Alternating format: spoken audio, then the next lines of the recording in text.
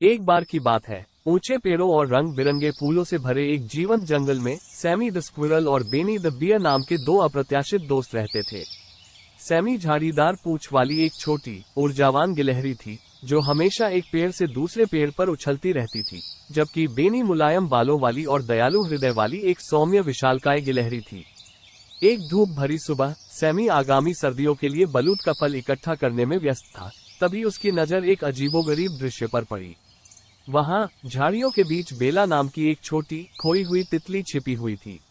वो घबराकर अपने नाजुक पंख फड़फड़ा रही थी। उसे समझ नहीं आ रहा था कि कहाँ जाए। सैमी गर्मजोशी भरी मुस्कान के साथ बेला के पास आया। नमस्ते, क्या आप खो गए हैं? उसने प्यार से पूछा। बेला ने सिर हिलाया। उसकी छोटी आवाज बमुश्किल फुसफुसाहट थी। हाँ, मैं हूँ। मैं अपने दोस्तों के साथ उड़ रहा था जब अचानक हवा के झोंके ने हमें अलग कर दिया।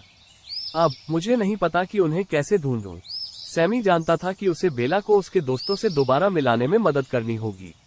वो जल्दी से पास के एक पेड़ पर चढ़ गया और बेनी को बुलाया, जो छाया में आराम कर रहा था।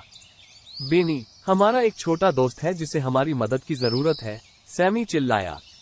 जब बेनी ने बेला को जमीन पर कांपते हुए देखा तो उसकी आंखें चिंता से भर गईं। सैमी और बेनी ने मिलकर बेला की कहानी सुनी और उसके दोस्तों को ढूंढने की योजना बनाई।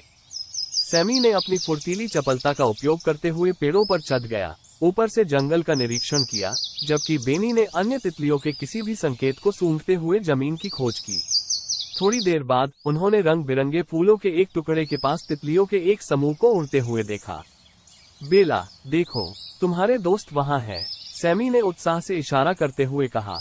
कृतज्ञ मुस्कान के साथ बेला अपने दोस्तों की ओर उड़ गई। उसके पंख सूरज की रोशनी में चमक रहे थे।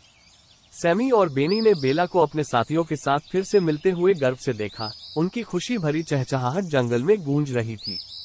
जैसे ही बेला ने अपने नए दोस्तों को अलविदा कहा, वह सैमी और बेनी की ओर मुड़ी। उसकी आंखें कृतज्ञता से चमक रही थीं। आप दोनों की दयालुता के लिए धन्यवाद।